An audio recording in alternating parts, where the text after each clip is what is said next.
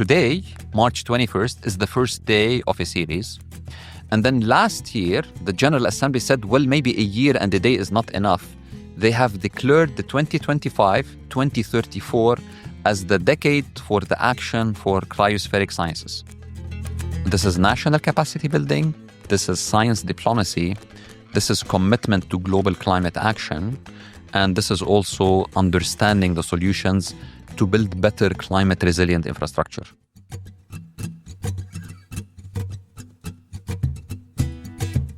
I'm Tatiana Antonelli-Abella, founder of Goumbook. Welcome to a special episode of Forward Talks to mark the inaugural World Day for Glaciers and 2025 being the International Year of Glaciers Preservation. I'm joined for this episode by Wassim Said. He's a steering committee member of the Emirates Polar Program, in addition to his role as advisor with the UAE Presidential Court. He has also worked with the Ministry of Climate Change and Environment starting in 2012. We talked about the critical role of glaciers as freshwater sources and in the context of climate change, and the work of the Emirates Polar Program as the first Arab polar research program. Wassim, such a pleasure to have you with us today on such an important occasion, actually. And we would love to hear from you the importance of glaciers. Why are they so relevant for us, for the planet, for our future? So, glaciers are frozen bodies of water. If you really want to think from a livelihood perspective, they hold 70% of the world's fresh water. So they are the water towers, and they affect the life of around 2 billion people living downstream who are dependent on the water and the cryosphere cycles. This extends to fauna and flora and the ecosystems, plants and animals. But if you really think about it, they are important because they are the sensitive indicators of changes that are happening with our climate. People don't understand climate change, but everyone understands when the ice melts.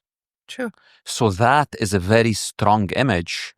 And when people see retreating glaciers, or they see snow melting, the ice-covered caps receding, people understand the impact.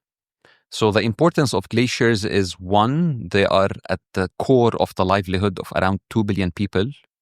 If you expand that, they are essential for the regulation of the climate of all our planet. They are essential for the ecosystems that they actually carry. And they are early warning systems for the adverse effects of global warming that we have. It's funny that you mentioned how important they are, but also how ignorant in general people are in relation to glaciers. It's an element that is in the sea, in the oceans, but we don't perceive it as such. And when we do awareness around sea level rise, for example, and many people think that the glaciers, when they melt, are going to actually have an influence on sea level rise, which is not true. It's actually the snow and the ice on land. So how do we differentiate these two types of ice bodies? So there is something that we call the alpine glaciers, which are the frozen rivers and bodies held on mountains which rush down, alpine. And you can think of continental glaciers, those who are actually on a bigger and vast areas, such as Antarctica and Greenland. I saw a beautiful picture that you sent us of you on a glacier, hiking. Where was that? Oh, so this was actually in Iceland.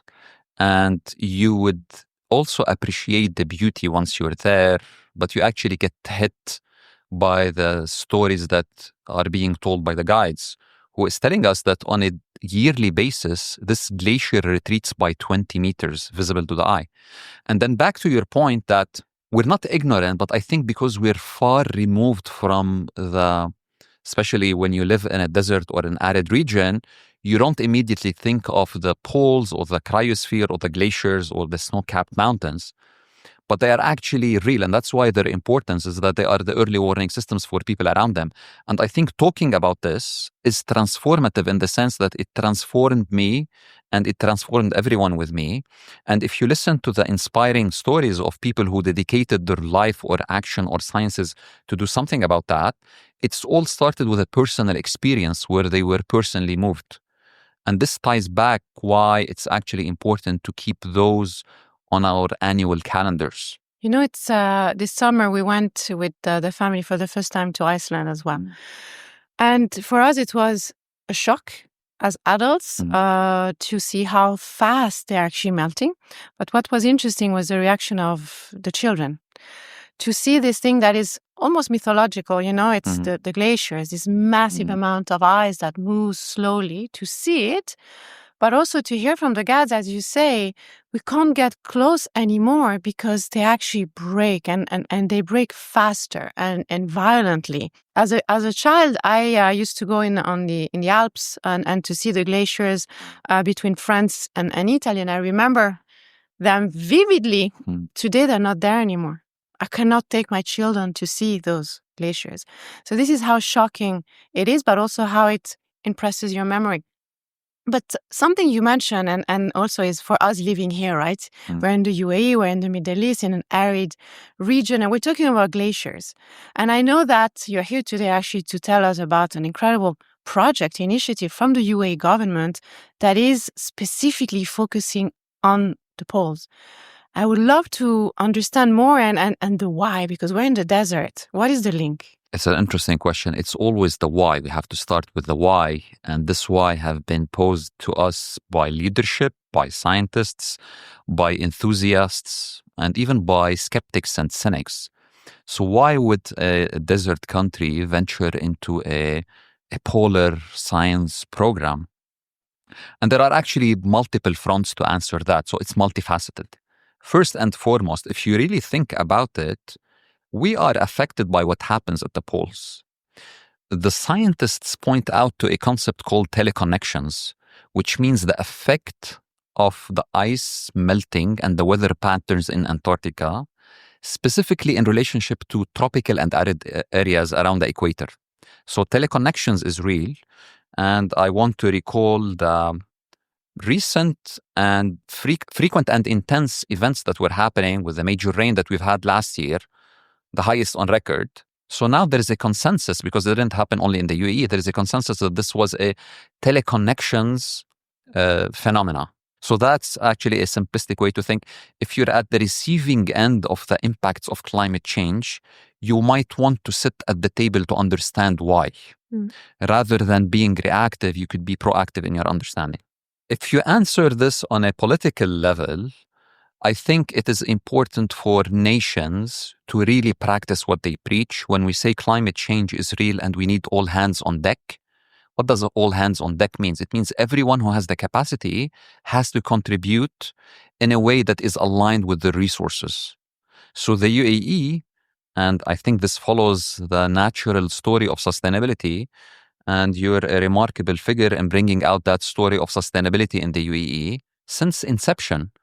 And it's a logical continuation of what would you do beyond your local initiatives, your global events, convening people.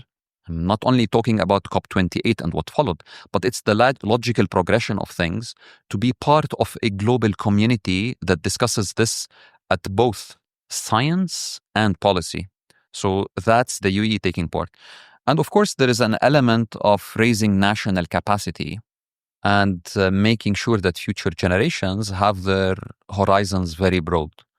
So the same argument posed probably 10 or 15 years ago about young Emiratis aiming for space sciences, there is the possibility for young Emiratis now to call their parents before they get shipped into their expedition to either of the poles for 6 months and to actually feature local glacial scientists. Again, this is national capacity building, this is science diplomacy, this is commitment to global climate action, and this is also understanding the solutions to build better climate resilient infrastructure. But there is one more important thing. I think there is a merit and value in just talking about that and observing it and being reminded. So being aware moves you into action. You can't go to action unless you're educated and you're aware of it. So that program also serves that, educating the public about the interconnectedness of all those systems. Yes, because in the end, we are global citizens. We are. Thank you very much. You're actually, this is the concise and eloquent answer.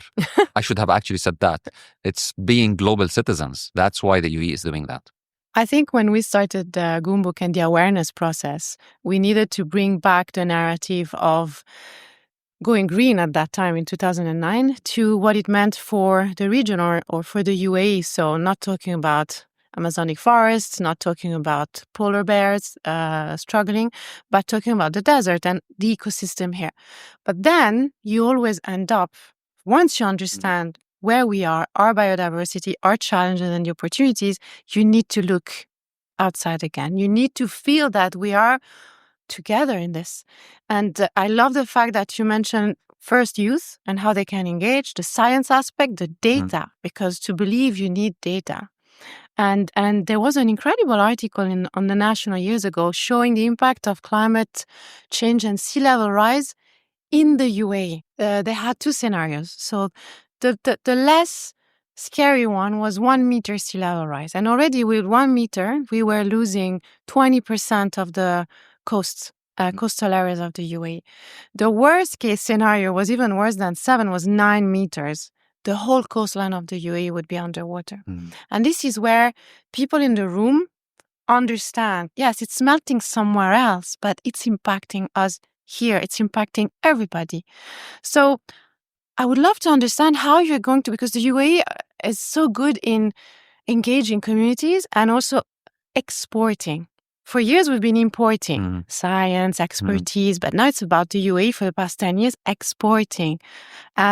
So how is the program going to be doing this and engaging with, as you said, in a diplomatic way as well, with the rest of the world? I want to actually tie this into what you mentioned about importing and then exporting.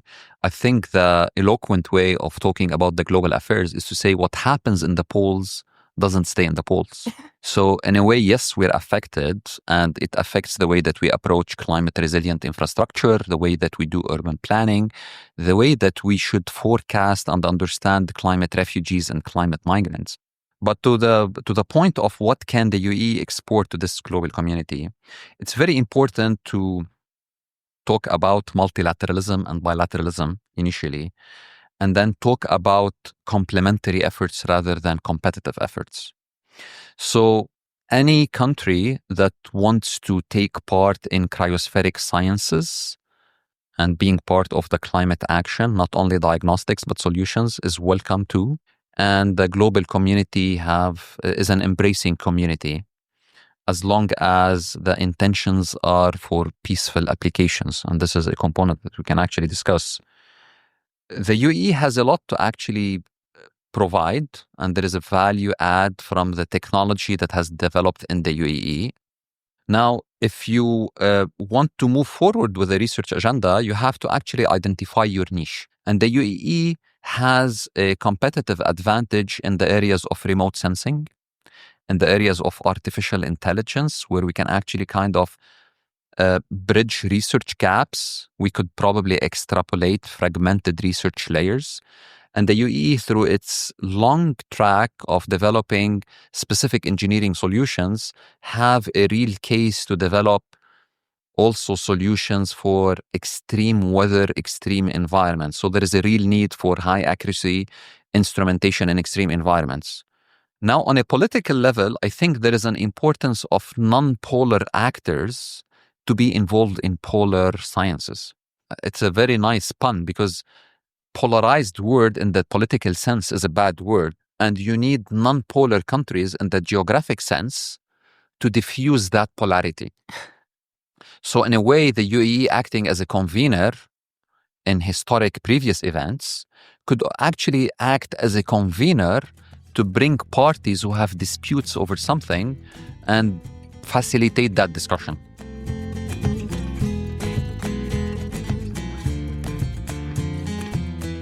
So can you tell us more about the Emirates Polar Program? When did it start and who's behind it? So the official launch was 6th of November 2024.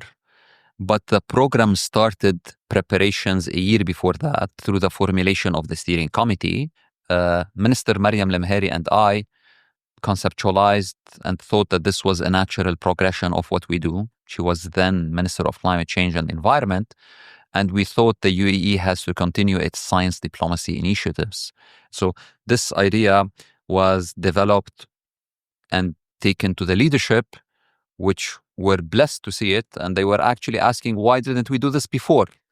So the excitement was there. And then a steering committee was hosted under the patronage of the United Arab Emirates Presidential Court.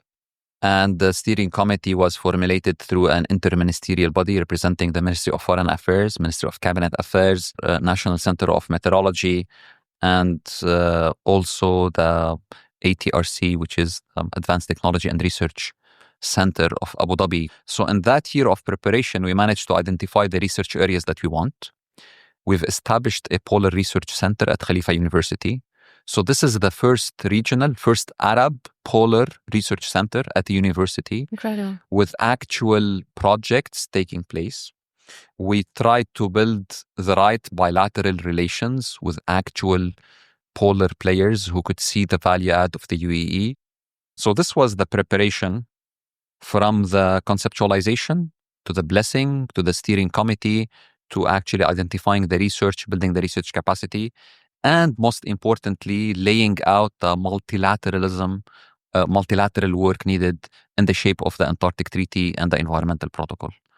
So yes, it's 6 November 2024, but it goes a little bit beyond. Way beyond.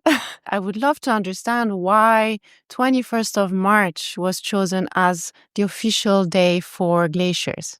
It's interesting because not only March 21st is the global day for the glaciers, because we said they are very important.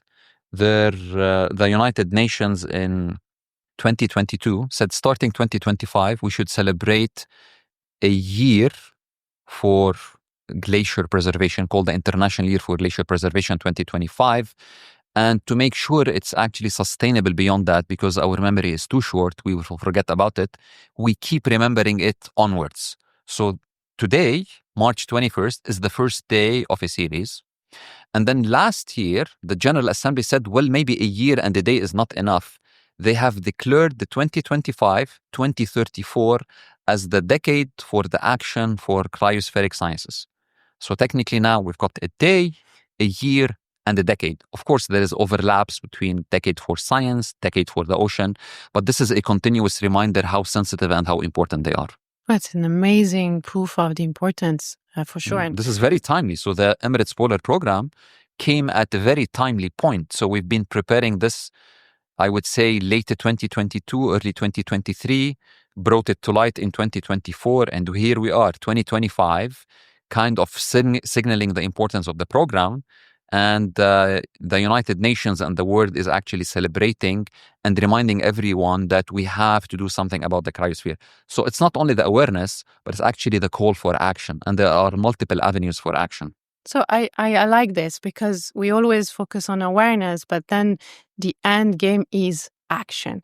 And this is happening worldwide. Even here, when we hosted COP28, it was about action. What are we going to do? So in this case, what is the call to action? Okay, we have action at an individual level, action at an institutional level, and action at probably national and international level. So I'll get the easy ones out. So on an individual level, I would say consume less, right? Cycle to work. The basic stuff, reduce your carbon footprint, because this is a fight against climate change in general. But also on the individual level, the call to action is to ask your elected representatives to place this on their agenda to make sure it becomes policy. Now, on an institutional level, I think the epistemic community, those in academia, those in research, those in the technology, should also push the government at a national level to adopt action towards the cryosphere as part of their national agenda setting. And this takes different forms, but in essence, it's actually calling for higher ambitions on climate mitigation, but also understanding the need for climate adaptation and building climate resilient infrastructure. and understanding the impacts of those shifts. I think at the global community, it's also a reminder for all to be inspired by those leading the work on cryospheric sciences specifically, because this is within the realm of climate action. But there is action to be part of the solutions. And there is a lot of interventions that would help slow down the calving of glaciers. A lot of technologies that would actually help slow down the subglacier melt that is happening. There is a lot of knowledge to be shared also with indigenous communities on how you can build around the changes that are happening, whether through specific infrastructure, water holding structures, patterns of irrigation, so on and so forth. So there is a lot of technical things to be done.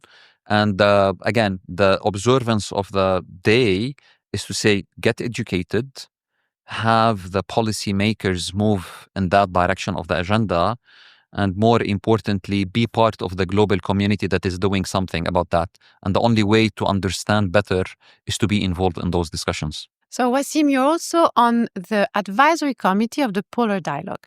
How does this platform facilitate international cooperation on polar issues? This is a legacy initiative that started with President Macron in 2023, calling for a polar summit. The challenge then was a divide between science and policy. And then he entrusted the Polar Dialogue to the Arctic Circle, a non-governmental organization chaired by former President of Iceland, His Excellency Grimson, to take this forward. So the Polar Dialogue has world-renowned leaders in polar sciences and polar policy as well. And they are trying to bridge the gap between science and policy. So the biggest challenge then was there is a lot of science done, but it doesn't actually find way into action. So this group would discuss. And it's also trying to mend the divisions that happen between multiple actors by bringing together scientists, policymakers, industry leaders. So there's a role for the private sector, and most importantly, the indigenous communities. So the Arctic, for instance, has 4 million people living north of the Arctic. And in the Hindu Kush regions, you have 250 million people and so on and so forth. And there is a lot of indigenous knowledge that could complement the actual sciences. So this is a platform for international collaboration and to strengthen international partnerships by discussing the most crucial issues in polar sciences now. So it's interesting that you bring the attention to the indigenous communities, because there is a very important aspect also to the fight to climate change is the cultural aspect. How does that fit in the program? It's noteworthy here that glaciers are important to local communities because they also have a cultural relevance. For some communities, they are the abode of their gods. So there is that religious, spiritual, cultural connection. And there is a lot of knowledge that has been built around that. So it's very important. Now, the second part is never to underestimate or undermine cumulative experiences and cumulative knowledge of the indigenous people who can inform modern science and modern research. And the third component is technically and inclusion perspective, making sure that every voice counts. So that's why it's very important to look at the polar sciences and the Day of Glaciers and the whole decade now moving forward by incorporating the perspectives of the indigenous people on science, on the culture, and on the bigger, I would say, experience of the peoples living in the vicinity of the glaciers. So today, what is your call to action for the community in the UAE? How can we reach out? So you're looking for scientists, you're looking for innovations and technologies. First and foremost, I think it's a call for everyone to keep learning. So, including myself, we need to be educated about the things that are of major concern. And I think the cryosphere in general and glaciers in specific needs the attention. So that's one.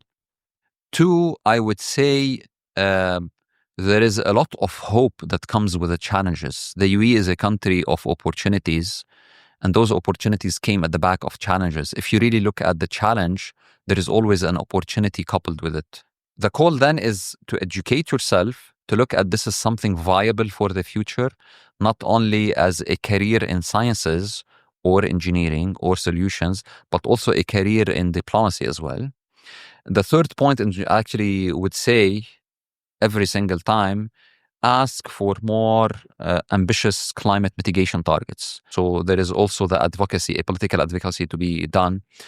And last but not least, I would say to the community, get engaged with the global community and see what's happening and take part. Are you planning to engage with schools? Yes, of course. They are mature enough to understand the impact and young enough not to be corrupted by other agendas. So I think those are the formative years. And if you really want change, you have to include the youth. And the schools program would start with a dedicated plan that we've had to engage them on the science, the understanding, the figures, and the call for action by devising routes, viable routes for them to pick up a science route, a technology route, a diplomacy route, or to actually kind of even be part of the experience. I think the experience that you've had with your children in Iceland would be moving for them for years to come. And it's really that element with the youth that shapes their lives moving forward. That's why I said youth are at the core of what we're doing. We want the youth to be moved and to be inspired and to turn the challenge into opportunities. Beautiful. So now there's so many important convening events happening in the next 6 months, a year. The UN conference for oceans is coming up in June. Where can we find you? Where are you going to be to raise awareness about the program, about your work, about the science, but also for people to come and meet? I love, Tatiana, how you actually pick all the right keywords. So you mentioned oceans, and it's interesting to know that globally, there is a coupling between ocean and polar sciences. So they go hand in hand. We will do the United Nations Ocean Conference. We are planning to be present in the Arctic Circle India Forum happening in May. We will be taking part in, this is the first time, in the Antarctic Treaty Consultative Meetings happening in Italy this year. Nice. End of June. And we will always be present at the Arctic Circle General Assemblies happening in Reykjavik, amongst other polar events. So we're always present with our program at polar events, as well as ocean events, as well as water events. I want to mention one thing, that the UAE is hosting the United Nations Conference 2026. And it happens that tomorrow, March 22 is the World Water Day as well. True. And I think the selection of the Glaciers Day, just a day before the Water Day, is not haphazard. It's actually deliberate and intent because of the close cycle between the cryosphere and the hydrosphere. One more thing I wanted to say, that the UAE is always present at technical working groups related to ocean and polar sciences. The UAE is part of the BRICS Plus group now, and there is a dedicated stream on ocean and polar sciences. That's incredible. And thank you so much, because I've learned a lot today. And I hope our listeners have too. And I really hope also that many people will reach out from all over the world and from the UAE to contribute, to support, to partner on such a beautiful program. So thank you so much, Wassim. And I look forward to seeing you and the UAE team at the UN Ocean Conference in June. Thank you very much for the opportunity and for the time and for giving us the platform to highlight the importance of the work on this matter. Thank you very much.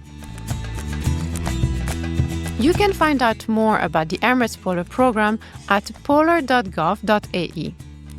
This episode of Forward Talks was brought to you by Goumbook. I'm Tatiana Antonelli-Abella, and this episode was produced by Nicola Lee, Anuradha Bhattacharya, and Shira Desai. See you again soon.